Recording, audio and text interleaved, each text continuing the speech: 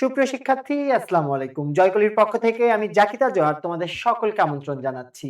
হাঁটি, হাঁটি পায়ে, পায়ে আমাদের কিন্তু এইচএসসি আজকে থেকে একেবারে তোমরা যারা সায়েন্স আছো, আর্টস আছো, কমার্স আছো, শুধুমাত্র চট্টগ্রাম বোর্ড ব্যতীত সবার পরীক্ষা শেষ। অ্যাজ ওয়েল অ্যাজ লিখিত এবং প্র্যাকটিক্যাল। সুতরাং বলার কোনো অপেক্ষা রাখে না, তোমাদের পরিচয়ে নতুন একটি শব্দচয়ন যুক্ত হয়েছে। যেই শব্দচয়নের নাম অ্যাডমিশন ক্যান্ডিডেট অথবা অ্যাডমিশন সিকার। এই অ্যাডমিশন ক্যান্ডিডেটদের কি দায়িত্ব? ভালো করে পড়াশোনা করে এইচএসসির জ্ঞানকে কাজে লাগিয়ে সুন্দরভাবে একটি পাবলিক বিশ্ববিদ্যালয়ে ভর্তি হয়ে মা-বাবাকে গর্বিত করা এবং তোমাদের এই গর্বের রাস্তায় কিংবা পথে পাড়ি দেওয়ার জন্য জয়কলি বাংলা বিচিত্রা সহ প্রত্যেকটি বই তোমাদের সাথে আছে। আজকে আমি তোমাদেরকে আমন্ত্রণ জানাচ্ছি আমাদের ইউনিভার্সিটি অ্যাডমিশন প্রিপারেশন, যেখানে শুধুমাত্র ঢাবি না, ঢাবি, রাবি, চবি, গুচ্ছ কিংবা জাতীয় বিশ্ববিদ্যালয় প্রত্যেকটির কম্প্যাক্ট প্রিপারেশন তোমাদের হবে। তোমরা কে কোথা থেকে জয়েন করেছো জানিয়ে দাও আমার কথাগুলো ক্লিয়ারলি শুনতে পাচ্ছ কিনা এবং বোর্ডটি ক্লিয়ারলি দেখতে পাচ্ছ কিনা। তোমাদের এইচএসসি পরীক্ষা কেমন হলো কিংবা ভর্তি পরীক্ষা নিয়ে তোমাদের মনে উকি দেওয়া প্রত্যেকটি প্রশ্ন তোমরা জিজ্ঞেস করতে পারো। আজকের ক্লাস শুধুমাত্র একটি ক্লাস নয়। আজকে আমি তোমাদের সাথে আলোচনা করব তোমাদের আগামী ৩ থেকে ৪ মাসের রোডম্যাপ, কি কি পড়তে হবে, কতদূর পড়তে হবে, কতটুকু পড়তে হবে এবং কতটুকু স্কিপ করতে হবে। সো আমি একটু কমেন্টে দেখতে চাই কে কে জয়েন করেছো এবং আমার কথাগুলো ক্লিয়ারলি তোমরা শুনতে পাচ্ছ কিনা। আজকে আমরা এমসিকিউ সলভ করব। আজকে আমি তোমাদের সাথে অ্যাডমিশন জার্নি শেয়ার করব যে অ্যাকচুয়ালি আমাদের অ্যাডমিশন লাইফটা ঠিক কিভাবে আগানো উচিত। আমি কি, কি ভুল করেছি আমার অ্যাডমিশন লাইফে অথবা আমি কি, কি কাজ করেছি যেটা অন্যদের থেকে আমাকে এগিয়ে রেখেছিল। সো অল অন আ আ এই পুরা জার্নিটা নিয়ে আমি কিন্তু তোমাদের সাথে একটু আলোচনা করব। একটু আমাকে বলে ফেলো তোমরা কে, কে আছো? যারা জয়েন করেছো অবশ্যই আমাকে জানিয়ে দিতে হবে যে কোথা থেকে জয়েন করেছো। ঠাকুরগাঁ থেকে দেখতে পাচ্ছি। ওকে, জাকিয়া ইয়াসমিনকে দেখতে পাচ্ছি। তোমরা সবাই তোমাদের ফ্রেন্ডদেরকে কিন্তু মেনশন করতে পারো। সেই সব ফ্রেন্ডদেরকে মেনশন করো যাদের সাথে টিএসসি তে বৃষ্টিতে তোমরা ভিজতে চাও। তোমরা তাদেরকে মেনশন করো যাদের সাথে কলা ভবনের সামনের সুন্দর জায়গাগুলো এক্সপ্লোর করতে চাও। কার্জন হলে যাদের সাথে ছবি তুলতে চাও তাদের প্রত্যেককে মেনশন করো। কারণ বিশ্ববিদ্যালয়ে অনেকগুলো সিট। তুমি তোমার বেস্ট ফ্রেন্ড অথবা তোমার বন্ধু-বান্ধবীকে নিয়ে কিন্তু তুমি ভালো প্রিপারেশনের মাধ্যমে ঢাকা বিশ্ববিদ্যালয় কিংবা পাবলিক বিশ্ববিদ্যালয়ে একটি সিট নিশ্চিত করতে পারো। সো আজকে আমরা যেই বিষয় নিয়ে পড়াশোনা করব সেটা তোমরা অলরেডি জানো যে আমরা আজকে আ ব্যাকরণ পাঠ নিয়ে আলোচনা করব। আমরা প্রথম পত্র নিয়ে আলোচনা করব এবং সেই সাথে বাংলার নব্য লেখক দিগের প্রতি নিবেদন, বিভীষণের প্রতি মেঘনাদ যেখানে তোমাদের অনেকেরই ভয় লাগে, প্লাস বাকযন্ত্র, ধ্বনি ও বর্ণ প্রকরণ, যেই জায়গা থেকে প্রতি বছর ঢাকা বিশ্ববিদ্যালয়ে প্রশ্ন আসে। তো আমরা কি সবাই রেডি? একটু আমাকে বলে ফেলেন তো রেডি কিনা সবাই? যারা সালাম দিচ্ছেন সবাইকে ওয়ালাইকুম আসসালাম এবং আমি আপনাদের গ্যারান্টি দিচ্ছি আজকের ক্লাসে যারা শেষ পর্যন্ত থাকবেন তারা অবশ্যই খুব ইজিলি বুঝতে পারবেন কি পড়বেন, কতটুকু পড়বেন। অনেক শিক্ষার্থী আছে বুঝতেই পারে না যে অ্যাডমিশন লাইফে এত পড়া কোনটা রেখে কোনটা পড়বো। সেই জিনিসটা কিন্তু আজকে আমি আপনাদের সাথে আলোচনা করব। যারা জয়েন করেছেন অবশ্যই জানিয়ে দেন কে কোথা থেকে জয়েন করেছেন। একটা করে রিঅ্যাক্ট দিয়ে ২ টা করে বন্ধুকে মেনশন করে দেন। ঠিক আছে? অলরাইট, আমরা অনেক কথা বলে ফেলেছি। আমরা চলে যাব আমাদের আজকের পড়াশোনায়। বাংলার নব্য লেখক দিগের প্রতি নিবেদন। এই নিবেদনটা কে করেছেন? বঙ্কিমচন্দ্র চট্টোপাধ্যায়। বঙ্কিমচন্দ্র চট্টোপাধ্যায় এই যে দেখেন আজকে আমি অ্যাডমিশন ক্যান্ডিডেট আপনারা যারা আছেন তাদের কাছে আমি যদি নিবেদন করি, কি নিবেদন করব? যে আমি এই জিনিসটা বা এই অ্যাডমিশন লাইফটা এভাবে পার করে আসছি। আমি আপনাদের নিবেদন করছি যে এই কাজগুলো যদি করেন তাহলে আপনারা অ্যাডমিশনে ভালো করবেন। ঠিক একইভাবে যেহেতু বঙ্কিমচন্দ্র চট্টোপাধ্যায় একজন স্বনামধন্য লেখক ছিলেন, তিনি তার রাইটিং স্কিল নিয়ে বা যেই জিনিসগুলো একজন ভালো লেখকের অ্যাচিভ করা উচিত, নতুন একজন লেখকের যা করা উচিত সেই বিষয়ে একটা খোলা চিঠি দিয়েছেন। সেই পাঠ্যটাই আমরা পড়ব যে একজন লেখকের কি, কি করা উচিত, কি, কি করা উচিত না, অল অন আ বেসে আমরা সেই ব্যাপারগুলো নিয়ে আলোচনা করব। আমি একবার শেষবারের মতো দেখে নিতে চাই আমাদের সাথে কে কে জয়েন করেছে। ওকে, ঈশ্বরদী থেকে দেখতে পাচ্ছি, তারপর ঠাকুরগাঁ থেকে দেখতে পাচ্ছি। ওকে, মোটামুটি সারা বাংলাদেশ থেকেই কিন্তু আমাদের সাথে অনেকেই জয়েন করেছেন। অলরাইট,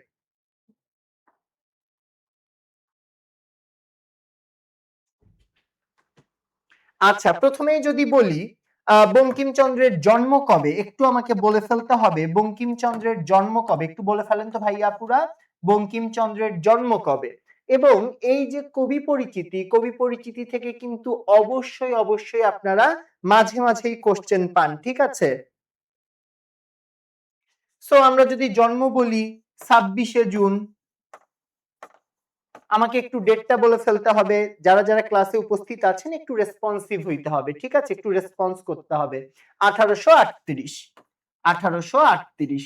সো আমার সাথে একটু বলেন, বাংলার নব্য লেখক দিগের প্রতি নিবেদনে বঙ্কিমচন্দ্র কি চেষ্টা করেছেন? তিনি চেষ্টা করেছেন যারা নতুন রাইটার আছে তাদেরকে তিনি একটা দিক নির্দেশনা দিচ্ছে যে আপনারা এভাবে লিখবেন, লেখার ভেতরে এই জিনিসগুলো স্কিপ করবেন, এগুলোকে আপনারা ইনপুট করতে পারেন। সো আপনারা যদি এই কনটেক্সটটা বুঝতে পারেন তাহলেই কিন্তু এখান থেকে আপনারা কোশ্চেন অ্যান্সার করতে পারবেন। তো আমরা যদি জন্মের কথা বলি 26শে জুন 1838, ক্লাসের প্রত্যেকটা শিক্ষার্থী কমেন্টে লিখবেন অথবা খাতায় লিখবেন। ক্লাস করার সময় যদি খাতা কলম নিয়ে আপনি বসেন আপনার জন্য কিন্তু জিনিসগুলো ইজি হবে, ঠিক আছে। অলরাইট, চলে যাচ্ছি পরেরটায়। সো আমাদের আজকের প্রথম এমসিকিউ। তো আমরা একটু দেখতে চাই কারা সর্বোচ্চ সংখ্যক এমসিকিউ সঠিক করে। বাংলার নব্য লেখক দিগের প্রতি, দেখেন লেখক সিঙ্গুলার, লেখক দিগ প্লুরাল, নিবেদন রচনার মূল উদ্দেশ্য কি? রচনার মৌলিকত্ব রক্ষা, মানে একটা রচনার যে মৌলিকতা আছে, সৃজনশীলতা আছে, সেটা যেন একটা থেকে একটা অভিন্ন হয়, স্বতন্ত্র হয়, এটা কি না? নাকি আদর্শ লেখক তৈরি করা, পাঠক সমাজের উপকার করা, উৎকৃষ্ট রচনার মানদণ্ড রক্ষা করা। এবং এখানে আপনার কি মনে হচ্ছে, আপনার সিক্স সেন্স কি কাজ করছে ম্যাটার করে না। বইয়ের একটা এমসিকিউ, আপনার বইয়ের মতো করেই অ্যান্সার করতে হবে। আমি প্রথমটা বলে দিচ্ছি।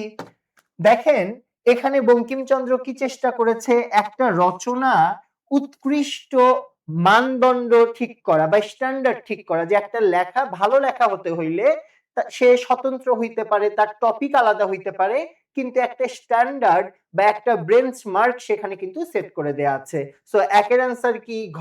ওকে, দুই থেকে আমি আর বলবো না, আপনাদের কাছে অ্যান্সার নিব। কোন বিষয়ে লেখার জন্য প্রমাণ সংগ্রহ ও সংরক্ষণের ব্যাপারে বঙ্কিমচন্দ্র চট্টোপাধ্যায় কি পরামর্শ দিয়েছেন? দেখেন বঙ্কিমচন্দ্র চট্টোপাধ্যায় বিভিন্ন পরামর্শ দিয়েছে, এক এক করে আমার সাথে একটু রিকল করেন। তিনি প্রথমে বলেছেন অর্থের জন্য যেন না লেখা হয়। তিনি এটাও মেনশন করেছেন বিদেশের অনেক দেশে লেখকরা অর্থের জন্য লেখে, লেখে ভালো একটি টাকা পয়সা ইনকাম করে, কিন্তু তিনি এই বাংলার লেখকদেরকে অনুরোধ করেছে কেউ যেন টাকার জন্য না লেখে। দ্বিতীয় তিনি কি পরামর্শ দিয়েছেন? তিনি পরামর্শ দিয়েছেন যে যেই বিষয়ে দক্ষ না সে যেন সেই বিষয়ে কোনো কাজ না করে। তার ভাষায় যদি বলি, কেউ যেন অকর্তব্য যেচে যে না নিয়ে আসে। অকর্তব্য মানে কি? যে এই জিনিসটা আমি জানি না বা এখানে আমার এক্সপার্টিস নেই, সো আমি এই জায়গাতে ঢুকবো না, আমি এটা নিয়ে লিখবো না। ৩ নাম্বার তিনি আরেকটি বিষয় বলেছেন, লেখা তার কাছে অনেক পবিত্র। সুতরাং যেই জিনিসটা লেখা হবে সেটা যেন বস্তু নির্ভর সত্য হয়। এজন্য তিনি কি পরামর্শ দিয়েছেন? তিনি পরামর্শ দিয়েছেন যেটি লেখা হবে সেটি যেন কি থাকে? সেটি যেন প্রমাণ থাকে। এখানে যেন প্রমাণ সংগ্রহ ও সংরক্ষণের ব্যাপার যেন কি করা হয়? গুরুত্ব দেয়া হয়। ওকে, এখন আমাদেরকে যদি অপশনের কথা বলা হয়, লেখায় সব প্রমাণ সংযুক্ত করতে হবে, কিছু প্রমাণ সংরক্ষণ করতে হবে, সব প্রমাণ হাতে রাখতে হবে, পরে প্রমাণ সংগ্রহ করে নিতে হবে। একটু অ্যান্সার করবেন, আমি একটু দেখব এবং আপনারা যারা অ্যান্সার করছেন তাদের নাম আমি মেনশন করব। এই যে দেখেন আপনারা লেখালেখি যে করবেন, লেখালেখি করার সময় আপনারা কে কি লিখছেন সেই ব্যাপারে কিন্তু পাঠকদের মাঝে বিভিন্ন সময় কিন্তু কনফিউশন তৈরি হইতে পারে। পাঠকরা ভাবতে পারে এই যে তথ্য উপাত্ত দিয়েছে, এই যে অনুধাবন করেছে সেই জিনিসটা কি অ্যাকচুয়ালি সঠিক? এই জন্য আপনাদের কি করতে হবে, আপনাদের প্রমাণ হাতে রাখতে হবে, যাতে সেটা নিয়ে যদি কোনো প্রশ্ন ওঠে আপনারা কাউন্টার দিতে পারেন। আশা করি বুঝতে পেরেছেন। চলে যাব ৩য় নাম্বারে। ওকে। আমি একটু কমেন্ট দেখে আসি। তাছাড়া আপনারা অনেকেই হয়তো রাগ করবেন যে ভাইয়া বলেছে কমেন্ট পড়বে কিন্তু অ্যাকচুয়ালি তে কমেন্ট পড়ছে না।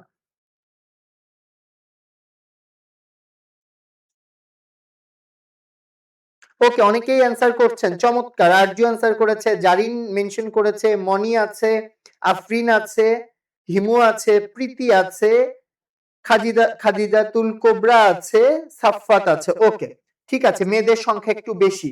সেই সাথে আমি আপনাদের সাথে ছোট্ট একটা গল্প শেয়ার করব, ততক্ষণে আপনারা প্রশ্নটা দেখেন। বঙ্কিমচন্দ্র চট্টোপাধ্যায় কোনটিকে বাংলার ভরসা বলেছেন? বাংলার সাহিত্য, বাংলার প্রকৃতি, বাংলার কৃষি, বাংলার মানুষ। নাম্বার ৩ বলে ফেলবেন আপনারা। ততক্ষণে আপনাদের সাথে আমি একটু অ্যাডমিশন নিয়ে একটু হালকা কথা বলি। সেটি হচ্ছে এই যে আপনাদের এইচএসসি পরীক্ষা শেষ হয়েছে, অনেকেই হয়তো ভাবছেন এতদিন আমরা পরীক্ষা দিলাম, আমাদের কি করা উচিত? একটু রেস্ট নেওয়া উচিত, একটু নানির বাসায়, দাদির বাসায় আমরা ঘুরে আসি। এর পাশাপাশি একটা ছোটখাটো ট্যুর দিলে মন্দ হয় না। কিছুদিন গেম খেললে মন্দ হয় না। কিন্তু আমি বলি যেহেতু আপনাদের টাইম খুবই লিমিটেড, সুতরাং একেবারে এখন থেকেই পড়া শুরু করেন। আপনার টেবিলে এক সেট একেবারে পারফেক্ট বই দরকার, যেই বই আপনাকে মিসগাইডেড করবে না। আপনাকে বলে দিবে যে হ্যাঁ, এই জায়গা থেকে কোয়েশ্চেন আসে, তোমরা এই জায়গায় এমফাসিস করো, জোর দাও, তাইলেই ভালো করবা। ওকে, বঙ্কিমচন্দ্র চট্টোপাধ্যায় বাংলার ভরসা বলেছেন কাকে?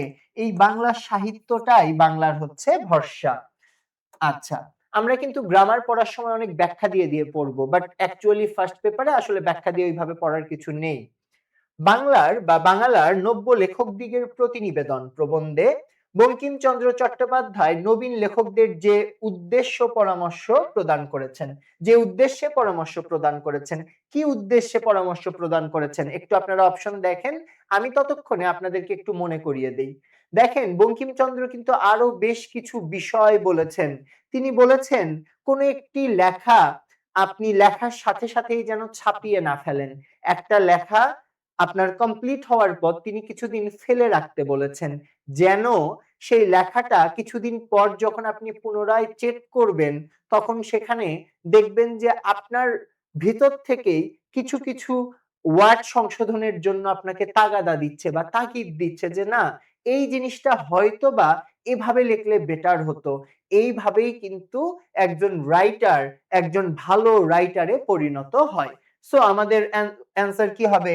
লেখকদের আর্থিক দীনতা দূর করার জন্য, বাংলা পত্রিকাগুলোর প্রসারের জন্য, সাধু চলিত রীতির দ্বন্দ্ব নিরসনের জন্য, বাংলা সাহিত্যের উন্নতি কল্পে। কি হবে বলেন? আমি জানি এইটার অ্যান্সার আপনারা অলরেডি সবাই দিয়ে ফেলেছেন। কে অ্যান্সার দিয়েছেন আমি একটু দেখতে চাই।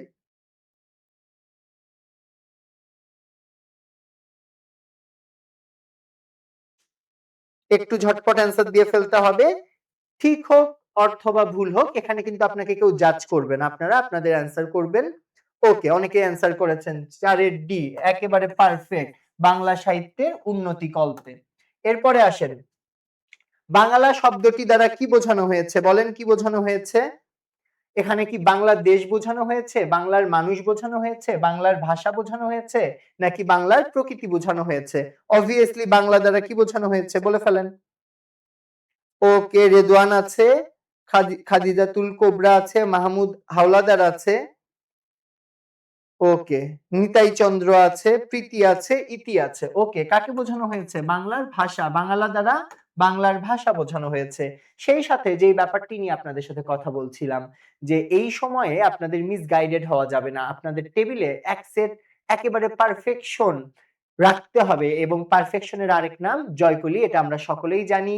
সুতরাং জয়কলির ইংরেজির জন্য জয়কলি এক্সাম ইংলিশ, জয়কলি জিকের জন্য জয়কলি জিকে, এবং জয়কলি বাংলা বিচিত্রা, যেই ক্লাসটি আমরা যার সৌজন্যে করছি, এর পাশাপাশি আপনার প্রিপারেশন কতটা সুন্দর, চমৎকার, সুগোছানো হয়েছে সেজন্য কিন্তু রয়েছে মানবিক ইউনিট মডেল টেস্ট। এবং জয়কলি জিকের বিষয়ে যদি বলি, তবে আপনারা জানেন বাংলাদেশ আন্তর্জাতিক মৌলিক বিষয়াবলী কিংবা ম্যাথ এবং আইকিউ প্রত্যেকটি সেগমেন্ট কিন্তু থাকছে। সাম্প্রতিক আপডেটেড বিভিন্ন পরীক্ষায় আসা প্রশ্ন এবং ভবিষ্যতে পরীক্ষায় আসতে পারে এমন প্রশ্নের সমন্বয়ে কিন্তু সবগুলো বই আপডেট করা আছে। সুতরাং দেরি না করে যারা অর্ডার করেননি দ্রুত অর্ডার করে ফেলুন এবং আপনাদের স্বপ্নের যাত্রা এখান থেকেই অগ্রসর হোক। চলে আসি আমরা পরের এমসিকিউ এ। বাংলার নব্য লেখকদিগের প্রতি নিবেদন রচনাটি সম্পর্কে কোন বক্তব্যটি ঠিক নয়? তার মানে কোনটি ভুল? তার মানে এখানে ৩ টা আমাদের ঠিক আছে, ১ টা ভুল আছে। সো একটু বলে ফেলেন কোনটা ঠিক না? আসেন। ১৮৮৫ সালে প্রচার পত্রিকায় প্রথম প্রকাশিত হয় ট্রু। সাহিত্য রচনার উদ্দেশ্য মানব কল্যাণ ট্রু। বিদ্যা থাকিলে আপনিই প্রকাশ পায়। আপনিই প্রকাশ পায় মানে একাই প্রকাশ পায়। কারো মধ্যে যদি বিদ্যা থাকে তাহলে সেটা আপনা আপনি ফুটে ওঠে। এবং ৪ রচনাটি চলিত রীতিতে লেখা। রচনাটা কি চলিত রীতিতে লেখা? না, রচনাটি চলিত রীতিতে লেখা না। সুতরাং আমাদের অ্যান্সার হবে ৪। চলে আসি পরের এমসিকিউ এ। বাংলার নব্য লেখকদিগের প্রতিনিবেদন রচনায় তাৎপর্যপূর্ণ দিক কোনটি? অনুকরণ বৃত্তি, বিদ্যা জাহিরের চেষ্টা, চিন্তার মৌলিকত্ব অর্থাৎ স্বতন্ত্রতা, প্রত্যেকের চিন্তা আলাদা, কারো কপি না করা, সেটাকেই বলছে চিন্তার মৌলিকত্ব, লোকরঞ্জন প্রবৃত্তি। লোকরঞ্জন মানে কি? মানুষকে দেখানোর একটা প্রবৃত্তির কথা বলা আছে। সো আমাদের অ্যান্সার কি হবে বলে ফেলেন। আমরা বুঝতেই পাচ্ছি বাকি ৩ টা যেহেতু নেগেটিভ মিনিং দিচ্ছে, অ্যান্সার হবে চিন্তার মৌলিকত্ব। এবং এই অংশটাকে আমরা কি বলি জানেন? Option test. আপনাদের অ্যাডমিশনে অপশন টেস্ট আপনাদের জন্য একটা ব্লেসিং। অনেক সময় এমন হবে একটা প্রশ্নের ৪ টা অপশন দেয়া আছে। ৩ টা সম্পর্কে আপনি একেবারে সিওর যে না এটা হইতেই পারে না। একটা একটু ব্যতিক্রম আছে, সেই একটাই কি হয়ে যাবে? অ্যান্সার হয়ে যাবে। ওকে, চলে আসি আমরা পরেরটায়। বাংলার নব্য লেখকদিগের প্রতিনিবেদন রচনাটি কাদের জন্য লেখা? নবীন লেখক, প্রাচীন লেখক, অভিজ্ঞ লেখক, আনাড়ি লেখক। কাদের জন্য? অবভিয়াসলি যারা নতুন এসেছে তাদের জন্য লেখা। চলে আসছি পরের অংশে। বঙ্কিমচন্দ্র চট্টোপাধ্যায়ের মতে কোন ধরনের লেখা পরিহার করা বাঞ্ছনীয় বা আবশ্যক? সৌন্দর্য সৃষ্টির জন্য লেখা, মানব কল্যাণের জন্য লেখা, বিদেশি সাহিত্যের অনুকরণে লেখা, নীতি নৈতিকতা বিরোধী লেখা। একটু বলে ফেলেন, ততক্ষণে আমি আপনাদের আবারও এই অংশ থেকে মনে করিয়ে দেই। সেটি হচ্ছে বঙ্কিমচন্দ্র আরো কি বললেন? বঙ্কিমচন্দ্র বললেন এই লেখায় কোনো কন্ট্রোভার্সি রাখা যাবে না। অর্থাৎ ধর্মীয় বা সামাজিকভাবে কাউকে আঘাত করে সে ধরনের লেখা আমরা রাখতে পারবো না। তিনি আরো কি বললেন? তিনি বললেন লেখায় কৃত্রিম কোনো অলংকার ব্যবহার করা যাবে না। কৃত্রিম কোনো অলংকার বা এখানে আরেকটি জিনিস তিনি মেনশন করেছে যে লেখায় মানুষকে অতিরঞ্জন করা যাবে না বা কোনো বিষয়কে অতিরঞ্জিত করা যাবে না। একটা লেখক যদি ভালো লেখক হয় তিনি কি করতে পারবেন? তিনি যেই বর্ণনা করবেন সেখানে অটোমেটিক যেই প্রাকৃতিক একটা ভাইব থাকবে সেটাই কিন্তু অটোমেটিক এই অলংকরণ বা সজ্জাকরণের কাজ করবে। তাহলে একটু আমাকে অ্যান্সারটা করে দিতে হবে। বঙ্কিমচন্দ্র চট্টোপাধ্যায়ের মতে কোন ধরনের লেখা পরিহার করা বাঞ্ছনীয়? সৌন্দর্য সৃষ্টির জন্য লেখা, মানব কল্যাণের জন্য লেখা, বিদেশি সাহিত্যের অনুকরণে লেখা, নীতি নৈতিকতা বিরোধী লেখা। একটু বলে ফেলেন। এবং আমাদের most interesting part grammar part, যেটাই আমরা প্রত্যেকটা কোশ্চেন অনেক ব্যাখ্যা দিব, সেটা কিন্তু আসতেছে। সুতরাং একটু ধৈর্য ধরতে হবে, ঠিক আছে? বলে ফেলেন কি হবে?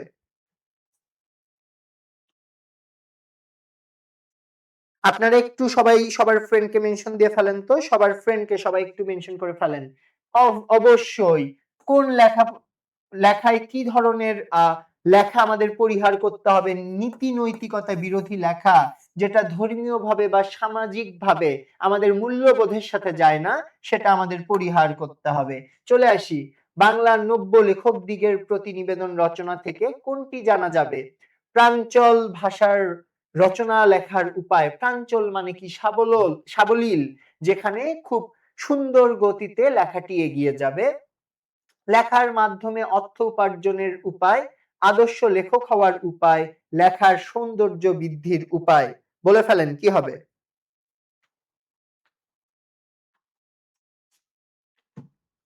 জি, আদর্শ লেখক হওয়ার উপায়। এরই সাথে আমরা আমাদের ১০টা এমসিকিউ শেষ করেছি।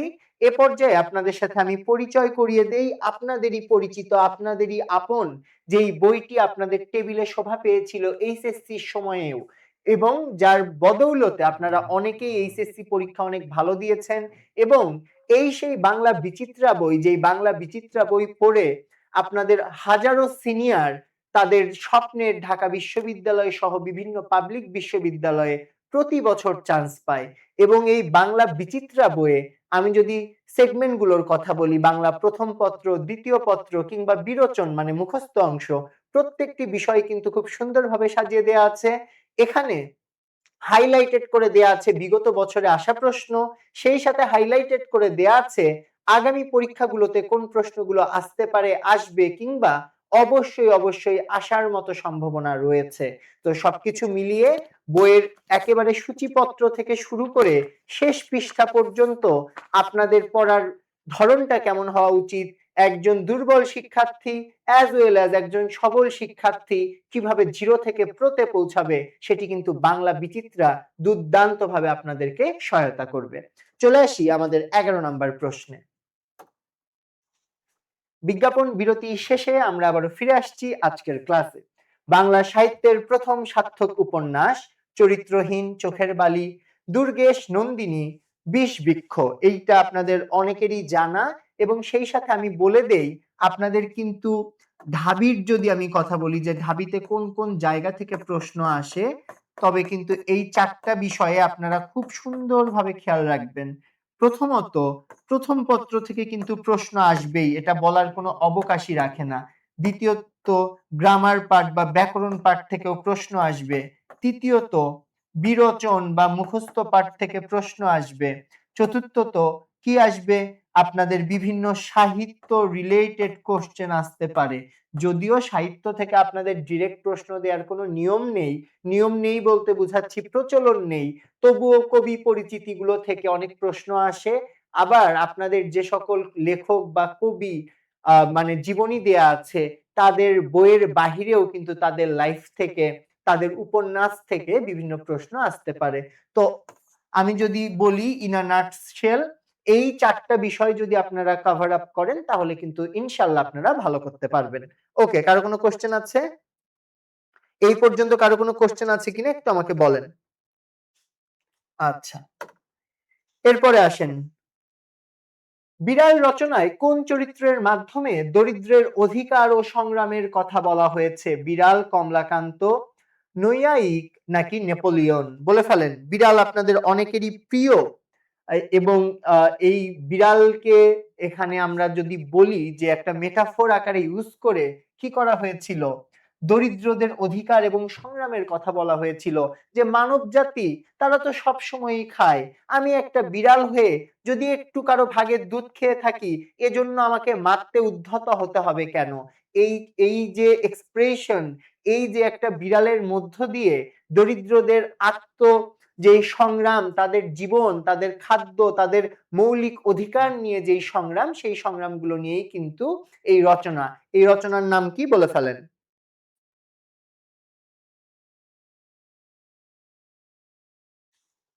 ওকে, বিড়াল। আচ্ছা 11 নাম্বারের অ্যান্সার দেইনি? অনেকে বললেন হ্যাঁ 11 র অ্যান্সার দেইনি। কি হবে? দুর্গেশ নন্দিনী। ওকে। চলে আসি ১৩, মানুষের মঙ্গল অথবা সৌন্দর্য সৃষ্টি ব্যতিরেকে যারা অন্য উদ্দেশ্যে লিখে থাকে বঙ্কিমচন্দ্র চট্টোপাধ্যায়ের মতে তারা কাদের সাথে তুলনীয় বা কাদের সঙ্গে তুলনীয়? কবিওয়ালা, পুস্তক ব্যবসায়ী, যাত্রাওয়ালা, মুদ্রাকর। বলে ফেলেন কি হবে?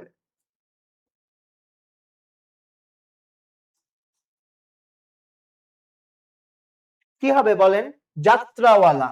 যাত্রাওয়ালা দ্বারা আমরা কি বুঝি? ওই যে আমাদের গ্রামে বিভিন্ন সময় বিভিন্ন দল আসতো যারা যাত্রাপালা করত, অভিনয় করত।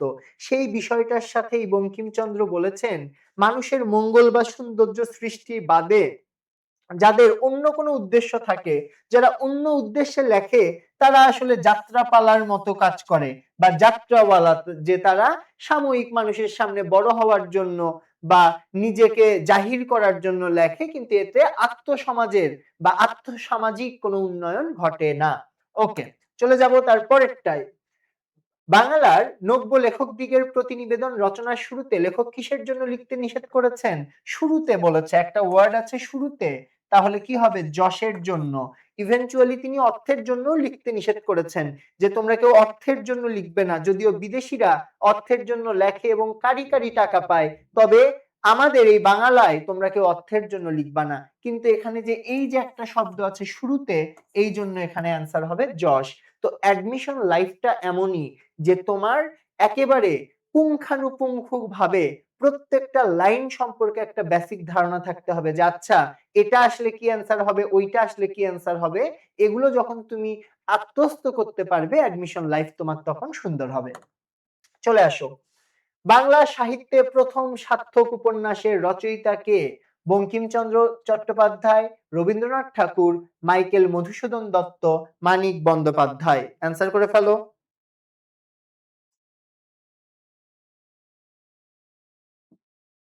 অবভিয়াসলি বুঝতেই পারছো, যেহেতু আমরা মানে যেই টপিকটি পড়ছি সেই টপিকটির রাইটার বঙ্কিমচন্দ্র চট্টোপাধ্যায়, সুতরাং এটাই অ্যান্সার হবে। মুখস্থ করে ফেলো চমৎকার ভাবে।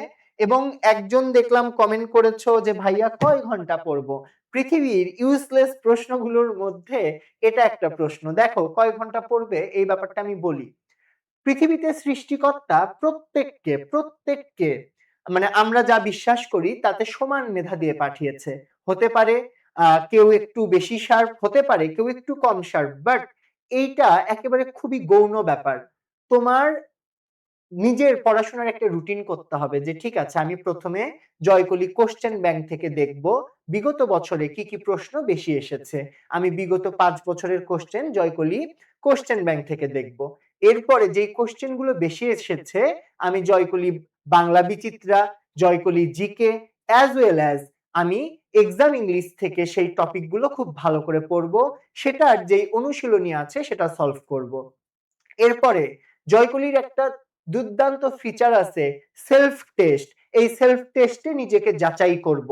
আমার যখন এই কম্প্যাক্ট প্রিপারেশনটা হয়ে গেল, তখন জয়কলির মানবিক মডেল টেস্ট পরীক্ষাটা আমি দিয়ে ফেলবো। ওই বইটা আমি সংগ্রহ করে মডেল টেস্ট দেওয়া শুরু করব। তাহলেই কিন্তু আমার দুর্দান্ত কম্প্যাক্ট একটা প্রিপারেশন হবে। এবং বাংলা ইংলিশ জিকে এই ৩ সাবজেক্টের যে স্টেপগুলো বললাম, এটা ফলো করে ২ মাস বা ২.৫ মাসে শেষ করার জন্য তোমার যত ঘন্টা পড়তে হবে তুমি ঠিক তত ঘন্টা পড়বে। হতে পারে কারো কারো এই সম্পূর্ণ কাজ করতে দিনে ৪ থেকে ৫ ঘন্টা লাগবে, কারো কারো ৭ থেকে ৮ ঘন্টা লাগবে। সো এটা ডিপেন্ড করছে তোমার উপর, যে তুমি তোমার ব্রেনকে কতটা রেডি করতে পেরেছো। অনেকদিন না পড়তে পড়তে অনেক সময় কিন্তু আমাদের ব্রেনটা তার কার্যকারিতা কমে যায়। তো আবার পড়তে পড়তে এই জিনিসটাকে কি করতে হবে? তোমাদের স্মুথ করে নিতে হবে। অনেক কথা বলে ফেলেছি, চলে যাব পরেরটায়। বাই দ্য ওয়ে, তোমরা জেনে খুশি হবে আমাদের জয়কলির পক্ষ থেকে আমরা কিন্তু medical admission, university admission preparation, তারপরে হচ্ছে এটা সায়েন্সের জন্য, ব্যবসায়ী শিক্ষার জন্য, তারপরে আমাদের মানবিকের জন্য আছে, তারপর তোমাদের যারা এসএসসি পরীক্ষার্থী ছোট ভাই বোন আছে তাদের জন্য আমাদের কিন্তু কলেজ অ্যাডমিশন আছে, তারপর ঢাকা সেন্ট্রাল ইউনিভার্সিটি, জাতীয় বিশ্ববিদ্যালয় ভর্তি পরীক্ষা সহ পূর্ণাঙ্গ আমাদের ফ্রি কোর্সেস চলছে।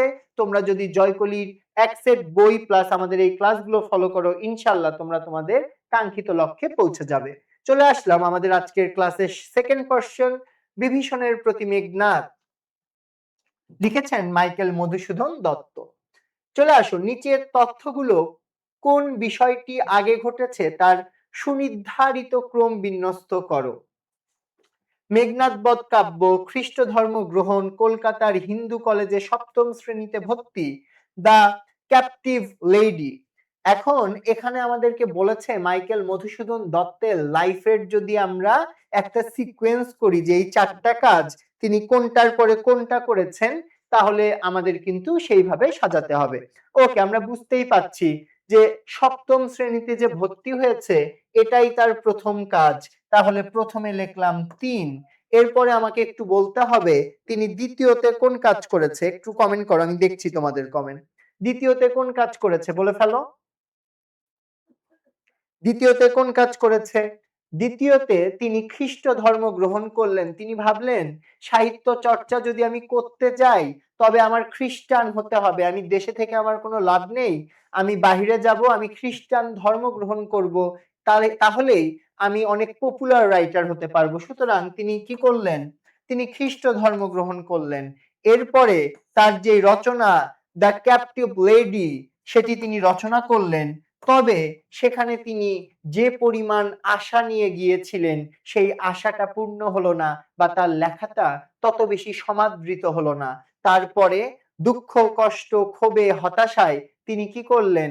আবারও বাংলায় ব্যাক করলেন। বাংলার ছেলে বাংলায় ফিরে এলো এবং কি করলো? তিনি দুর্দান্ত মহাকাব্য রচনা করলো, মেঘনাদ বধ কাব্য, যার ফলে তিনি অমর হয়ে রইল। তাহলে ৩-২-৪-১ ৩-২-৪-১ মিলেছে কিনা তোমাদের সাথে বলো তো একটু? একটু দেখে ফেলি তোমাদের সাথে মিলেছে কিনা। যারা যারা ক্লাসে আছো রিয়েক্ট দিচ্ছ না, একটু রিয়েক্ট দিয়ে ফেলো তো, তোমাদের উপস্থিতি জানান দাও যে তোমরা বুঝতেছো কিনা। আচ্ছা ভাই আমায় ফ্রিতে ভর্তি করে দেন, টাকা পরে দেবনি। ভাই ব্রাদার হিসেব ওকে। হ্যাঁ তোমাকে আমরা তো কোর্স ফ্রি, তোমাদেরকে সবাইকে ফ্রিতে ভর্তি করিয়ে দিয়েছি। তোমরা একটা বই কেনো, চান্স পাও। যদি তোমরা চান্স পাওয়ার পর তোমাদের মনে হয় ঢাকা ভার্সিটিতে ভর্তিতে হেল্প লাগবে, তখনও ভাইয়াদেরকে জানাবা, ইনশাল্লাহ আমরা তোমাদেরকে হেল্প করব। জয়কলি সব সময় তোমাদের পাশে আছে ইনশাল্লাহ। চলে আসি বিভীষণের প্রতি মেঘনাদ কবিতা প্রসঙ্গে নিচে কোনটি সঠিক নয়? কবিতার প্রতিটি পংক্তি ১৪ মাত্রায় এবং ৮+৬ মাত্রার দুটি পর্বে বিন্যস্ত। কাব্যাংশটি ১৪ মাত্রায় অমিল প্রবাহমান জ্যোতিস্বাধীন অক্ষরবৃত্ত ছন্দে রচিত। প্রথম কথা, এখানে প্রথমে কি বলছে? মাত্রার কথা বলছে। ১৪ মাত্রা ৮+৬ মাত্রা, দুইটা পর্বে বিভক্ত। দ্বিতীয়টা এসে বলল অক্ষরবৃত্ত ছন্দে রচিত। তৃতীয়তে বলল জ্যোতিপাত বা বিরাম চিহ্নের স্বাধীন ব্যবহার হয়েছে এবং বক্তব্যের অর্থের অনুষঙ্গে, মানে বক্তব্যের অর্থ অনুযায়ী জ্যোতি চিহ্নের স্বাধীন ব্যবহার হয়েছে। আর কবিতাটি মেঘনাদ বধ কাব্য বধ নামক নবম স্বর্গ থেকে সংকলিত। একটু আমাকে বলতে হবে অ্যান্সার কি হবে। জি, আদিত্য সুন্দর একটা কথা বলেছে। আদিত্য বলেছে ক্যাপটিভ লেডি লেখার পর ভুল বুঝতে পারে যে হ্যাঁ দেখো তুমি আমি অনেক ভালো ধরে ইংরেজি পারি, আমরা সারা দিন ইংরেজিতে কথা বলছি, কিন্তু ইংরেজিতে আমরা ২ ঘন্টা কথা বলেও হয়তোবা অনেক সময় আমার মনের ভাব সম্পূর্ণ প্রকাশ করতে পারবো না, যেটা হয়তো বাংলায় ৫ মিনিট বললেই সম্ভব। তো তিনিও এই ভুলটা বুঝতে পেরে পরে ফিরে এসেছে। আচ্ছা ইমা বলেছে ভাইয়া শুধু কি ঢাবির জন্য না রাবির জন্য? দেখো ইমা, এই ঢাকা বিশ্ববিদ্যালয়ের প্রিপারেশনটা, এটাকে আমরা বেস প্রিপারেশন বলি। তো বেস মানে কি? ভিত্তি প্রিপারেশন। এই বেস প্রিপারেশনটা নেয়ার পরে প্লাস মাইনাস 10 হইলেই আমরা কিন্তু রাবি, চবি, গুচ্ছ, জাতীয় বিশ্ববিদ্যালয় সব কভার করতে পারি। এই ক্লাসগুলো প্রত্যেকটা পাবলিক বিশ্ববিদ্যালয়ের জন্য। তোমরা যদি রাবি, চবি, গুচ্ছ, জাতীয় বা সেন্ট্রাল ইউনিভার্সিটি যেখানেই তোমরা পরীক্ষা দাও না কেন, এই ক্লাসগুলো কিন্তু কাজে লাগবে। এই পর্যন্ত কারো কোনো কোশ্চেন আছে কিনা একটু আমাকে বলো। যারা যারা ক্লাসে আছো একটু আমাকে জানিয়ে দাও এই পর্যন্ত কারো কোনো কনফিউশন আছে কিনা বা কোশ্চেন আছে কিনা। আচ্ছা দেখো কবিতাটি প্রতিটি পংক্তি ১৪ মাত্রায় আর দ্বিতীয়টা ৮+৬ মাত্রায়, রাইট। বাক্যাংশটি ১৪ মাত্রার অমিল প্রবাহমান জ্যোতিচিহ্ন অক্ষরবৃত্ত ছন্দে রচিত, রাইট। কবিতাটিতে জ্যোতিপাত বা বিরাম চিহ্ন স্বাধীনভাবে হয়েছে, যেখানে যেখানে অর্থের আনুষাঙ্গিক যা প্রয়োজন সেটা কিন্তু এখানে আছে। কিন্তু এটা কি নবম? বলো তো, এটা নবম? এটা ৬ না ৯ বলো তো? কি হবে অ্যান্সার, কি হবে বলে ফেলো। অনেকেই পারতেছো, খুবই ভালো লাগছে যে তোমরা মানে এত সচেতন। এই যে পরীক্ষা শেষ হয়েছে আর লাইভ ক্লাসে তোমরা জয়েন করছো বা পরবর্তীতে অনেকে ক্লাস করবে, তো আশা করি তোমাদের জন্য এটা হেল্পফুল হবে।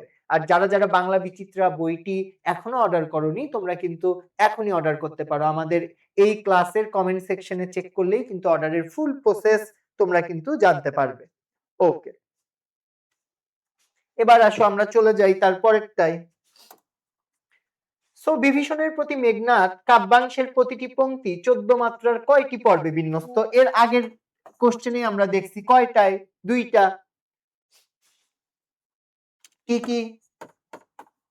8+6, তাই না? 8+6 দুইটা ইয়াতে বিভক্ত। অলরাইট, চলে আসি বিভীষণের প্রতি মেঘনাদ কবিতাংশটিতে কে কাকে রক্ষমণি বলে সম্বোধন করে? রাবণ মেঘনাদকে করেছে, বিভীষণ মেঘনাদ কে করেছে, মেঘনাদ রাবণকে করেছে, মেঘনাদ বিভীষণকে করেছে, কে কাকে করেছে বলে ফেলো। একটু ঝটপট বলে ফেলতে হবে ভাইয়া, পুরা একটু ঝটপট বলতে হবে। দেখো এখানে কিন্তু আমরা দুর্দান্ত কিছু বিষয় দেখতে পাই। মেঘনাদকে হত্যার উদ্দেশ্যে তারই চাচা বা তাতো বাবার সমপর্যায়ের একজন, যিনি কে বিভীষণ রামানুজ অথবা লক্ষণকে নিয়ে গেছে। তবুও এখানে কিন্তু আমরা দেখতে পাই মেঘনাদ বিভীষণের সাথে ডিরেক্ট কোনো বেয়াদবি হয় বা আদবের খেলাফ হয় এমন কোনো আচরণ করেনি। তিনি কিন্তু বারবার তাকে বিভিন্ন ভাবে এটা বোঝানোর চেষ্টা করছিলেন যে আপনি অনেক উপরে, আপনি কেন এই রাম লক্ষণের এই চক্করে আপনি কেন পড়ছেন, তারা আপনাদের থেকে অনেক নিচু। মানে তাকে বোঝানোর চেষ্টা করা হচ্ছিল আপনি রাজার কুল, আপনি রাক্ষসদের শ্রেষ্ঠ, আপনি আমাদের রক্ষা কবচ, এভাবে বিভিন্ন সম্বোধন করা হচ্ছিল। এবং এই রক্ষমণি কে কাকে বলেছে? মেঘনাদ বলেছে কাকে? তার তাতো বা তার চাচাকে বলেছে। তাইলে মেঘনাদ কাকে বলেছে? বিভীষণকে বলেছে। এরপরে আসি আমরা পরের অংশে। মধুসূদনের সাহিত্যের মূল সুর হিসেবে কোনটি গ্রহণযোগ্য? প্রকৃতি চেতনা, নারী স্বাধীনতা, দেশপ্রেম, বৃক্ষ বন্দনা। কি বলেন? সাহিত্যের মূল সুর কি ছিল? দেশপ্রেম ছিল। যদিও সে দেশকে ভুলে বিদেশে যাওয়ার চেষ্টা করেছিল, বিদেশের সাহিত্য চর্চা করে নিজের প্রতিভার বিকাশ করতে চেয়েছিল, কিন্তু পরবর্তীতে তিনি কিন্তু তার ভুল বুঝতে পেরেছেন। ওকে, আমরা চলে আসি মেঘনাদ চরিত্রের সঙ্গে সম্পর্কযুক্ত নয়। বাসব বিজয়ী, অসীম সাহসী, ইন্দ্রজিৎ, দেশদ্রোহী। মেঘনাদ কি দেশদ্রোহী ছিল? সে তো তার দেশের জন্য, তার লঙ্কার জন্য তার জীবনকে আহুতি দিয়েছে, সে তো দেশদ্রোহী ছিল না। সুতরাং আমাদের সম্পর্কযুক্ত না কোনটি? দেশদ্রোহী, এটাই হবে আমাদের অ্যান্সার। তারপরে আসি, আপনাদের কিন্তু most interesting part, grammar part বাকি আছে। কেউ যাবেন না, পর্দার সামনে থাকেন। আর যারা রেকর্ড ক্লাস করবেন তারাও কিন্তু অবশ্যই ক্লাসের ফিডব্যাক জানাবেন। যদি কিছু বুঝতে সমস্যা হয় কমেন্ট করলে আমি কিন্তু কমেন্টে আপনাদের আবার সুন্দরভাবে বুঝিয়ে দেওয়ার চেষ্টা করব। ওকে,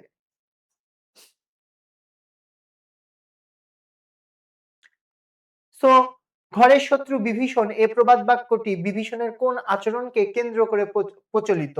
স্বজনের প্রতি উদাসীনতা, পর ধর্মের অনুসরণ, শত্রু পক্ষের সঙ্গে আতাত মানে কি? হাত মেলানো, বন্ধুত্ব করা। আর রাবণের সাহচর্য মানে রাবণের সাথে থাকা। তো এর ভিতরে অ্যান্সার কি হবে? আপনাদের ইজিলি বোঝার কথা, অ্যান্সার করার চেষ্টা করেন, না পারলে আমি বলে দিব। রাবণ কে ছিলেন? রাবণ সেই লঙ্কার রাজা ছিলেন এবং এই বিভীষণের ভাই ছিল। সেই জায়গা থেকে সকলেরই ভাবার কথা বিভীষণ হয়তো বা রাবণকেই সাপোর্ট দিবে, কিন্তু বিভীষণ কি করেছে? সত্যের পক্ষে দাঁড়িয়েছে এবং রাবণের বিপক্ষে গিয়েছে, যেটাকে আমরা বলতে পারি শত্রুর সঙ্গে আতাত বা হাত মেলানো, তাদের সাথে মিলে যাওয়া। এই কারণেই বলা হয় ঘরের শত্রু বিভীষণ, মানে ঘরের হয়েও নিজেদের বিপক্ষেই নিজে বিদ্রোহ করেছে। চলে আসি বিভীষণের প্রতি মেঘনাদ কবিতায় শুলি শম্ভু নিভ কাকে বলা হয়েছে? রাবণ, বিভীষণ, মেঘনাদ, কুম্ভকর্ণ। কুম্ভকর্ণ কিন্তু রাবণদের ভাই। রাবণ, তারপরে হচ্ছে বিভীষণ, কুম্ভকর্ণ, তিনজনই ভাই, ঠিক আছে? ওকে, এবং কুম্ভকর্ণ সম্পর্কে বিভিন্ন ইন্টারেস্টিং তথ্য আছে। তিনি অনেক বেশি সাধনা করত, আরাধ্য ছিল। কার আরাধ্য ছিল? তাদের মহাদেব শিবের আরাধ্য ছিল এবং বিভিন্ন সময় সে বিভিন্ন মানে কি বলবো যজ্ঞ করে একটা বরদান নেয়। সেই বরদানে সে ভুলে কি চায়? ভগবানের কাছে ঘুমকে চেয়ে নেয়।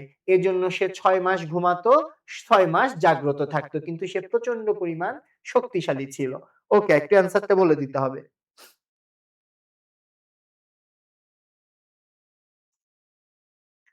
শুলি শম্ভু নিভ কে ছিল বলেন? কুম্ভকর্ণ। এরপরে আসেন বিভীষণের সহোদর। সহোদর মানে কি? ভাই, একই উদর থেকে যারা এসেছে। কে? রাম না, লক্ষণ না, মেঘনাদ তো রাবণের ছেলে, তাহলে কি হবে? রাবণ। তারপরে আসেন মেঘনাদদের মতে বিভীষণের কোন কাজটি উচিত হয়নি? লক্ষণকে হত্যা করা। বিভীষণ কি লক্ষণকে হত্যা করেছে? না, এটা অ্যান্সার হবে না। রাবণকে অপমান করা, মেঘনাদকে বাধা দেওয়া, যজ্ঞাগারে প্রবেশে লক্ষণকে সাহায্য করা। যদিও এই দুইটা তাদের মতে উচিত হয়নি, কিন্তু ডাইরেক্ট লাইনে আছে যজ্ঞাগারে প্রবেশে লক্ষণকে সাহায্য করা, কারণ তখন বিভীষণ কি ছিল? বিভীষণ তখন নিরস্ত্র ছিল। সেই নিরস্ত্র বিভীষণের উপর কি করা হয়? হামলা করার জন্য উদ্ধত হওয়া হয়। ওকে, তারপরে আসেন রাবণ অনুজ, মানে রাবণের অনুজ কে? বিভীষণ। লক্ষ্মী রাবণ আন্তজে, মানে লক্ষ্য করে, লক্ষ্মী মানে কি? লক্ষ্য করে। রাবণ আন্তজে, রাবণের সন্তান। এখানে লক্ষ্মী শব্দটি কি বিশেষ্য, ক্রিয়া, বিশেষণ নাকি সর্বনাম? আমি অর্থ বলে দিছি, সুতরাং আপনাদের পদ চিনতে আমার মনে হয় না কোনো সমস্যা হওয়ার কথা। লক্ষ্মী মানে কি? লক্ষ্য করে বা দেখে। কি পদ তাহলে? ক্রিয়াপদ। চলে আসেন তারপর বাংলা কাব্যে অমিতাক্ষর ছন্দের প্রবর্তক কে? রবীন্দ্রনাথ ঠাকুর, কাজী নজরুল ইসলাম, মাইকেল মধুসূদন দত্ত নাকি কালিদাস রায়? অ্যান্সার করে ফেলবেন। আপনারা যারা কমেন্ট করছেন শুধু তারাই করছেন, নতুনদের কমেন্ট পাচ্ছি না, ব্যাপারটা খুবই দুঃখজনক বলতে পারি। একটু কাইন্ডলি নতুনরাও কমেন্ট করার চেষ্টা করেন।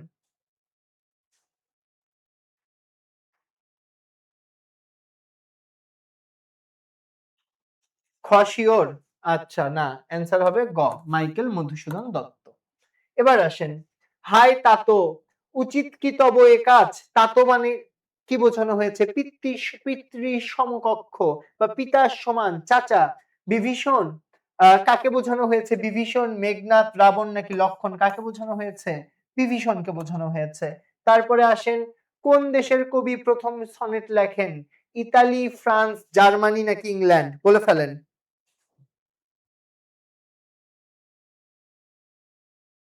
হ্যাঁ, বিনোদন আপনাদের আর কাউকে দিতে হবে না, আপনারা একটু শান্ত হন। বিনোদন পাবেন হচ্ছে চান্স পাওয়ার পরে, এখন কোনো বিনোদন না, এখন সবাই আমরা কি হব? সিরিয়াস হব।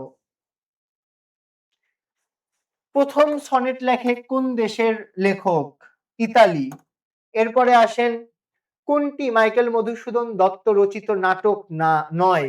শর্মিষ্ঠা, পদ্মাবতী, কৃষ্ণ কুমারী, চিত্রাঙ্গদা। এই তিনটাই কিন্তু তার লেখা নাটক নয়। কোনটা? চিত্রাঙ্গদা। ওকে, এটা ঘ নাম্বার হবে অ্যান্সার।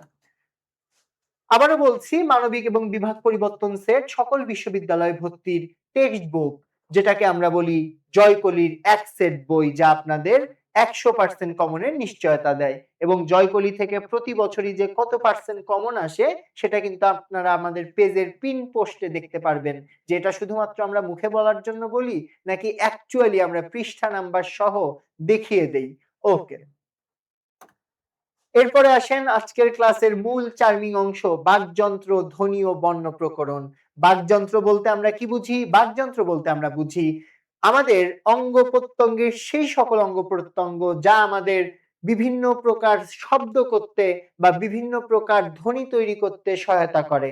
এক কথায় যদি বলি, আমাদের শরীরের যে সকল অঙ্গ প্রত্যঙ্গ একেবারে ফুসফুস থেকে শুরু করে আমাদের একেবারে দন্ত, তালু, জিহ্বা, কণ্ঠনালী, ফুসফুস, প্রত্যেকটি অংশ আমাদের যেই ধ্বনি উচ্চারণে সহায়তা করে তাদেরকে আমরা কি বলি? বাকযন্ত্র বলি। বিভিন্ন বইয়ে 8 থেকে 10টি বাকযন্ত্রের উল্লেখ করেছে। এরপর ধ্বনি আর বর্ণ প্রকরণ, এই তিনটি বিষয় নিয়ে আমরা কিছু এমসিকিউ দেখব। প্রথমেই আসেন প্রমিত বাংলায় তারণজাত ধ্বনি। তারণজাত ধ্বনি কয়টি? 2টি, 3টি, 4টি নাকি 5টি? অ্যান্সার করে ফেলেন। তারণজাত ধ্বনি কি কি? ডয়বিন্দ্র, ঢয়েবিন্দ্র, এই দুইটা হচ্ছে তারণজাত ধ্বনি। প্রমিত বাংলার তারণজাত ধ্বনি তাহলে কয়টি? 2টি। এরপরে আসেন চ বর্গের বর্ণগুলো যে ধরনের ধ্বনি, কণ্ঠ, দন্ত, তালব্য, মূর্ধন্য। একটু উচ্চারণ করেন তো চ বর্গ কি কি? একটু আমি কমেন্টে দেখতে চাই চ বর্গ কি কি, এটা একটু আপনারা উচ্চারণ করে ফেলেন। দেখেন, উচ্চারণ করেন চ, ছ, বর্গীয় জ। এই যে প্রত্যেকটা উচ্চারণ করতে গিয়ে আপনি দেখেন আপনার জিহবা কার সাথে টাচ করছে, তালুর সাথে টাচ করছে, যেটার সাথে টাচ করবে সেই ধ্বনি তো এইটা। তাহলে যেহেতু চ, ছ এগুলো সব কিসের সাথে টাচ করছে, তালুর সাথে টাচ করছে, এই জন্য এগুলো কি তালব্য। ওকে, এরপরে আসেন ধ্বনি নির্দেশক চিহ্নকে কি বলে? একটা ধ্বনি যখন আমি নির্দেশ করে লিখছি তখন সেই চিহ্নকে আমি কি বলবো? বর্ণ, কার, অক্ষর নাকি বর্ণমালা? অ্যান্সার করতে হবে, একেবারে সহজ কোশ্চেন, ঝটপট অ্যান্সার করে ফেলেন।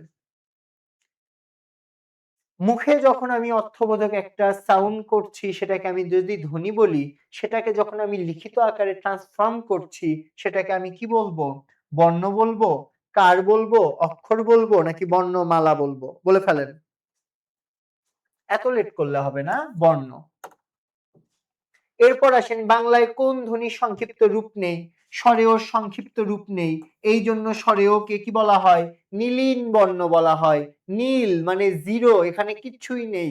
বাকি সবগুলোর দেখবেন আকার আছে, হ্রস্ব ইকার আছে, দীর্ঘ ইকার আছে, একার আছে, কিন্তু স্বরেয় কি নীলিন বর্ণ, কারণ এখানে কি নেই? কোনো সংক্ষিপ্ত রূপ নেই। এবার আসেন ধ্বনিতাত্ত্বিক ভাবে কোনটি ঠিক? ম অঘোষ, ক ঘোষ, ত কণ্ঠ, বর্গীয় জ অল্প প্রাণ। বলে ফেলেন কি হবে?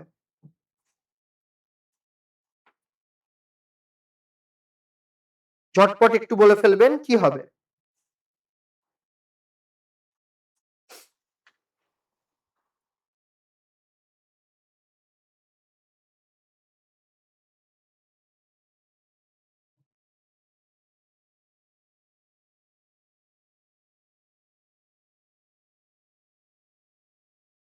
এখানে আমাদের কি চাইছে? কোনটি ঠিক? ম কি অঘোষ? না, ম হচ্ছে ঘোষ, ঘোষ। ক কি ঘোষ না অঘোষ? একটু কমেন্ট করতে হবে, একটু কমেন্ট করে ফেলেন। ক কি? ক অবভিয়াসলি অল্প প্রাণ, অল্প প্রাণ, অঘোষ। ত কি কণ্ঠ? বলেন তো, ত থ এখানে কি হয়? ত কি কি বর্গের? তটা মানে ত বর্গের ধ্বনিগুলা কিভাবে উচ্চারণ হয়? ত থ, দেখেন আপনার জিহ্বা কোথায় যেয়ে স্পর্শ করছে? দাঁতকে স্পর্শ করছে। তাহলে কি ত কি কণ্ঠ না দন্ত? ত কি কণ্ঠ না দন্ত? বলে ফেলেন।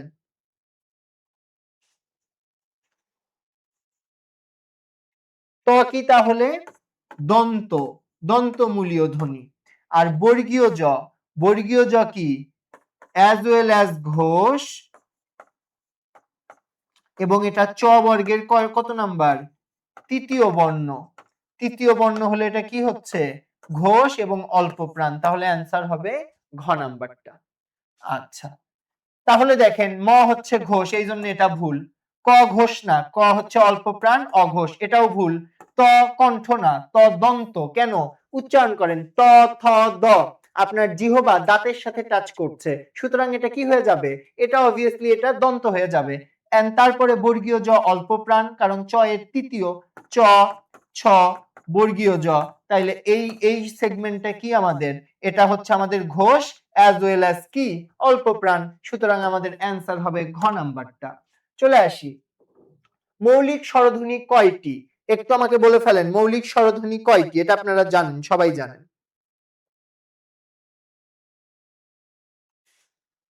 মৌলিক স্বরধ্বনি কয়টি বলেন? স্বরেয়, আমার সাথে বলেন, স্বরেয়, স্বরেয়া, রস্বই, আর কি আছে বলেন? স্বরেয়, স্বরেয়া, রস্বই, একটা আছে, আর কি আছে বলে ফেলেন। অনেক স্লো অ্যান্সার দিচ্ছেন, ঠিক আছে, আরেকটা বলে দিলাম, আরেকটা বাকি আছে, এই যে কার। তাইলে এই যে সাতটা, এই সাতটাকে আমরা কি বলতেছি? মৌলিক স্বরধ্বনি বলছি। মৌলিক স্বরধ্বনি কয়টি তাহলে? 7টি। মৌলিক স্বরধ্বনি কয়টি? 7টি। আপনারা খুব স্লো রেসপন্স করছেন, খুবই স্লো রেসপন্স করছেন আপনারা। এটার একটা স্ক্রিনশট নিয়ে ফেলেন ঝটপট, যারা যারা ক্লাসে জয়েন করেছেন অবশ্যই অবশ্যই কি করতে হবে, একটা করে রিঅ্যাক্ট দিতে হবে এবং বন্ধুদেরকে মেনশন করতে হবে। ধন্যবাদ। একটা স্ক্রিনশট নিয়ে ডান লিখে দেন।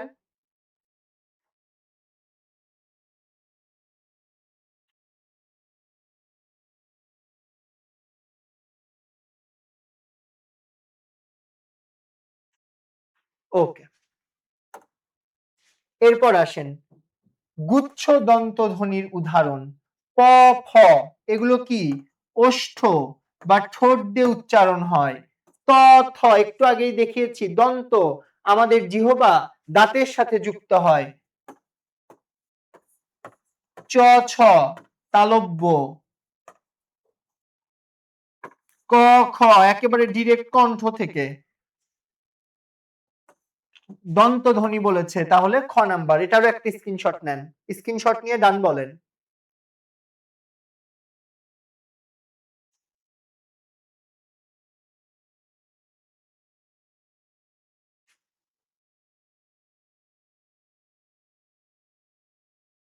হয়েছে? তাহলে অ্যান্সার কি হবে? খ নাম্বার। এবার আসেন বাংলা ভাষায় অর্ধমাত্রা। অর্ধমাত্রা কোনটি? এই যে হাফ হাফ মাত্রা, এই যে হাফ হাফ মাত্রা, হাফ হাফ যত মাত্রা আছে এগুলো সব কি? এগুলো সব হচ্ছে অর্ধমাত্রা।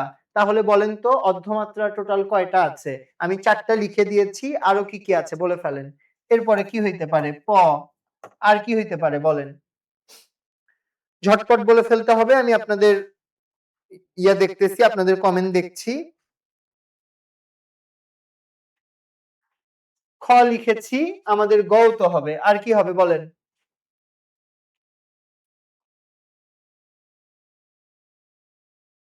অ্যান্সার করে ফেলেন ঝটপট।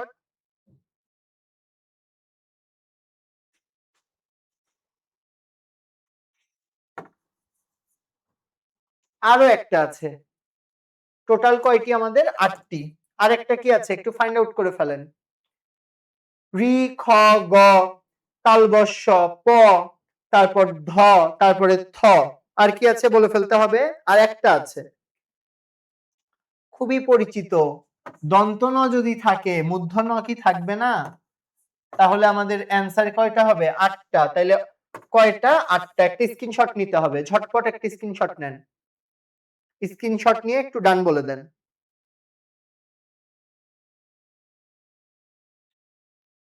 যারা ক্লাসে জয়েন করেছেন রিঅ্যাক্ট দেন নাই, একটু রিঅ্যাক্ট দিয়ে কমেন্ট করে ফেলেন। আপনাদের উপস্থিতি আমাদের কাছে অনেক গুরুত্বপূর্ণ। চলে আসেন মোহাম্মদ আব্দুল হাইয়ের মতে বাংলা দ্বি স্বরধ্বনির সংখ্যা কয়টি? এখানে কিন্তু উল্লেখ করে দিয়েছে মোহাম্মদ আব্দুল হাই। তাহলে বলেন 19টা, 25টা, 31টা, 48টা?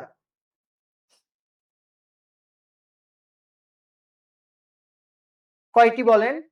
আব্দুল হাইয়ের মতে হচ্ছে 31, কিন্তু সুনীতি চট্টোপাধ্যায়ের মতে 25টা। কয়টা? 25টা। এখানে এক এক রাইটার এক একটা বলে, ঠিক আছে? তো এখানে আব্দুল হাইয়ের মতে 31টা, কিন্তু সুনীতি চট্টোপাধ্যায়ের মতে 25টা। এটাও একটু স্ক্রিনশট নিয়ে রাখেন। এই এক্সট্রা ইনফরমেশন এখানে যদি মোহাম্মদ আব্দুল হাইয়ের জায়গায় সুনীতি চট্টোপাধ্যায় দেয় তখন কিন্তু আর 31টা অ্যান্সার হবে না, তখন অ্যান্সার হবে কয়টা? 25টা।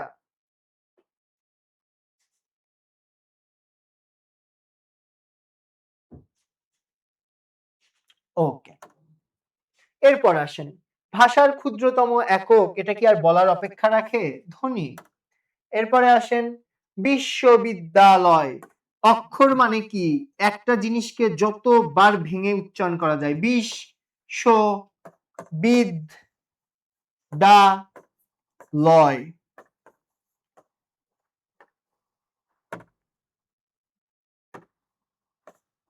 1, 2, 3, 4, 5। একটা শব্দকে যতবার ভেঙে উচ্চারণ করা যায় তাকেই কি বলি? অক্ষর বলি। তাইলে বিশ্ববিদ্যালয় আমি 5 বারে উচ্চারণ করেছি, তাহলে এখানে অক্ষর আছে 5টা। এখানে আরেকটা পদ্ধতি আছে যেটাকে এসএমএস পদ্ধতি বলে।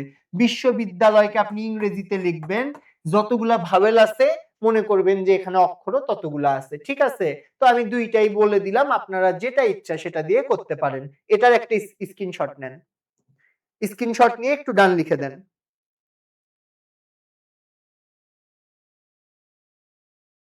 এবং এই অক্ষরটাকেই কিন্তু সিলেবল বলা হয়। ঠিক আছে?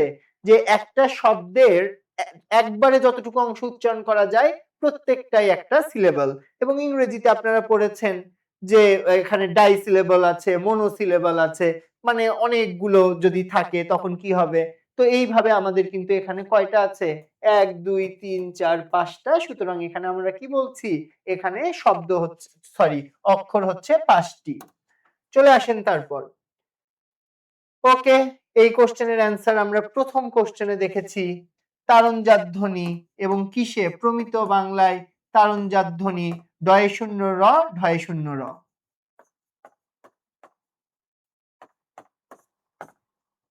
চলে আসি তারপরেরটায়। কোনটি সংবৃত স্বরধ্বনি? সংবৃত মানে হচ্ছে ক্লোজড, বিবৃত মানে ওপেন। এইটা সবসময় মনে রাখবেন। সংবৃত মানে ক্লোজ, বিবৃত মানে ওপেন। তাহলে বলেন অ্যান্সার কি হবে? কোনটি সংবৃত? স্বরে আ, অ, এ, ই।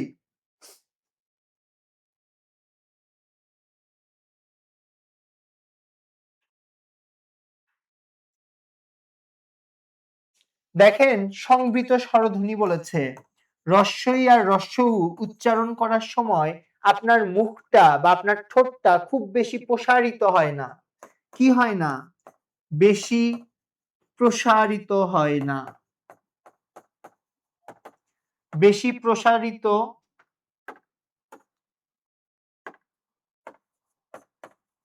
হয় না। তো যদি বেশি প্রসারিত না হয় তখন সেটাকে আমরা কি বলি? ক্লোজড। আর অনেক বেশি প্রসারিত হয় তখন আমরা কি বলি? ওপেন।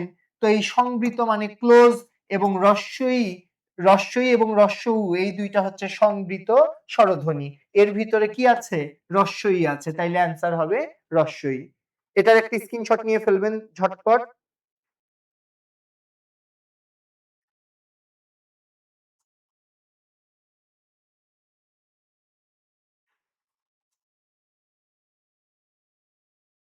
লিখেছেন?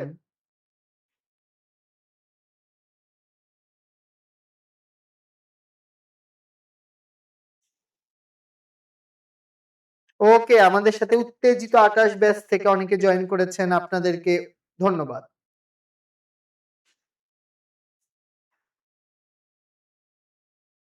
হ্যাঁ, জান্নাতুল মাওয়া আপনার নাম ধরে বললাম। ঠিক আছে, আশা করি খুশি আছেন, জারিন হিমু আছেন, আদিত্য আছেন, আরজু আছেন। ওকে, জান্নাতুল আকসা আছেন, সুমি আছেন, ইমা আছেন, খাদিজাতুল কোবরা আছেন। ওকে, এরপরে আসেন। নিচের কোনটি অল্প প্রাণ? ২, ৩, ৪, ৫। আমরা কি জানি? প্রথমের যে বর্গীয় ধ্বনি কয়টি করে? ৫ টি করে। ১, ২, ৩, ৪, ৫। এখন এই প্রথমটা আর তৃতীয়টা এই দুইটাকে আমরা কি বলি? অল্প প্রাণ বলি। এখন দেখেন প্রথমে আর তৃতীয়তে থাকলে অল্প প্রাণ হবে। এই যে আমাদের পটা আমার কই থাকবে? আমার বর্গীয় ধ্বনি পটাও সবার আগে থাকবে। প, ফ, ব, ভ, ম। তাইলে পটা কি হবে? প্রথমে থাকলে কি? অল্প প্রাণ। প্রথমে থাকলে অল্প প্রাণ, তৃতীয়তে থাকলেও কি? অল্প প্রাণ। সুতরাং এটা আমার কি হয়ে যাবে? আমার কই থাকবে? এখানে ক বর্গীয়, তারপরে কি হবে? ক, খ, গ, ঘ, ঙ, চ বর্গীয়। তো এই রকম করে পটা আমার কি থাকবে? শুরুতে থাকবে। তাহলে কোন নিচের কোনটা অল্প প্রাণ? পটা হচ্ছে আমার অল্প প্রাণ। এটার একটা স্ক্রিনশট নেন। এইভাবে শর্টকাটে জিনিসগুলো আপনাদের মনে রাখতে হবে। হ্যাঁ, রিয়া আছে, মাহি আছে, বিপ্লব আছে। হ্যাঁ, তোমরা আসলে উত্তেজিত ব্যাচ। যাই হোক, যারা ক্লাসে জয়েন করেছো রিঅ্যাক্ট দাওনি, একটা ঝটপট রিঅ্যাক্ট দিয়ে ফেলো। সেই সাথে কমেন্ট করে ফেলো, তোমাদের নাম উচ্চারিত হয়ে যাবে ইনশাআল্লাহ। ওকে, আচ্ছা এবার আসি। কোনটি যৌগিক ধ্বনি? মানে যৌগিক ধ্বনি মানে কি? যেটাকে ভাঙা যায়। একেবারে সহজ প্রশ্ন। কি হবে? কোনটা যৌগিক বলে ফেলেন? স্বরে আকে ভাঙা যায় না, স্বরে ওকে ভাঙা যায় না। এটাকে কি ভাঙা যায়? বলে ফেলেন তো এটাকে ভাঙা যায় কিনা? কি কি দিয়ে ভাঙা যায়?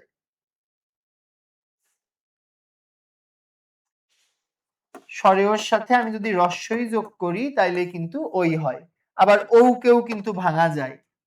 এই দুইটাই ভাঙা যায়। এবার ক্লাস কি শেষ? না, আপনাদের সাথে আমি ২ মিনিট আমার লাইফের অ্যাডমিশন জার্নি শেয়ার করব, করে আজকের ক্লাসটি শেষ করব এবং এই ২ মিনিট যারা মনোযোগ দিয়ে শুনবেন তাদের জন্য এটা আজকের ক্লাসের সবথেকে গুরুত্বপূর্ণ পার্ট হতে যাচ্ছে। সো চলে আসেন, আমি একবারে আপনাদেরকে জাস্ট খালি আমি বলি যে অ্যাকচুয়ালি আমাদের অ্যাডমিশন জার্নিটা কেমন হওয়া উচিত, তাই না?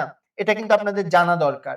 আমাদের এই ভর্তি প্রস্তুতি কেমন হওয়া উচিত।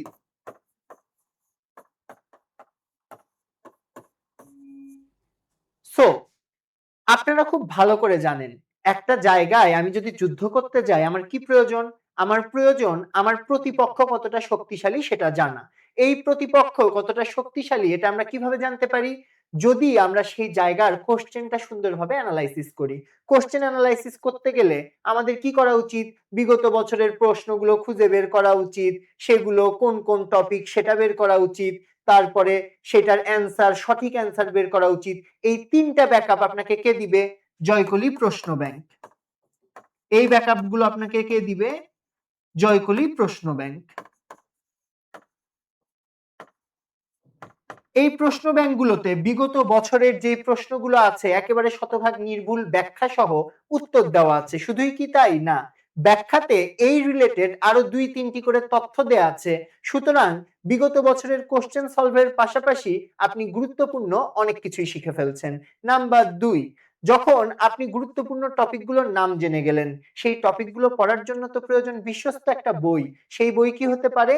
এই যে জয়কলি বাংলা বিচিত্রা বই, বাংলার জন্য এটা কাজ করতে পারে অ্যান্টিবায়োটিকের মতো। অর্থাৎ যেই জায়গায় আপনাদের অনেক বেশি দুর্বলতা, যেই জায়গায় আপনাদের মনে হয় যে হয়তোবা এই টপিক আমি কখনোই পারবো না, সেই জায়গাগুলোতেও এই অ্যান্টিবায়োটিক জয়কলি বাংলা বিচিত্রা আপনাদের কাজ করতে পারে খুব সহজেই। সুতরাং এরপরে জয়কলির যেই বইগুলো যেটাকে আমরা অ্যাডমিশনের টেক্সট বুক বলে থাকি, জয়কলির বাংলা বিচিত্রা, আমাদের exam English as well as Joykoli GK, এই বইগুলো থেকে টপ রেটেড যেই সাবজেক্টগুলো যেখানে স্টার দেয়া আছে সেই সাবজেক্টগুলোর সেই টপিকগুলো আমাদের ইন্ডিভিজুয়ালি পড়ে ফেলতে হবে এবং লাস্টে আমাদের কিন্তু মডেল টেস্ট দিতে হবে জয়কলি মানবিকের মডেল টেস্ট এবং তার পাশাপাশি আপনাদের শিরিন আপু আপনাদের ইংরেজি ক্লাস নেয়, আপনাদের মৌমিতা আপু এবং আমি বাংলা ক্লাস নেই, আপনাদের জিকে ক্লাস অনেকেই নেয়। এই ক্লাসগুলো যদি আপনারা পারফেক্টলি করেন, আমাদের এক্সাম ব্যাচে যদি আপনারা মানে যে এক্সামগুলো আমরা নেই টেলিগ্রাম গ্রুপের মাধ্যমে কিংবা আমাদের পেজে সেগুলো যদি আপনারা সুন্দরভাবে পার্টিসিপেট করেন তাহলে আশা করা যায় আপনাদের চমৎকার একটা প্রস্তুতি হবে এবং আপনাদের এই অ্যাডমিশন যাত্রা শেষে জয়কলির সাথে আপনাদের আবারও দেখা হবে আপনাদের স্বপ্নের ক্যাম্পাসে। সবাইকে অসংখ্য ধন্যবাদ জানিয়ে আজকের ক্লাসটি এখানে শেষ করছি। আসসালামু আলাইকুম।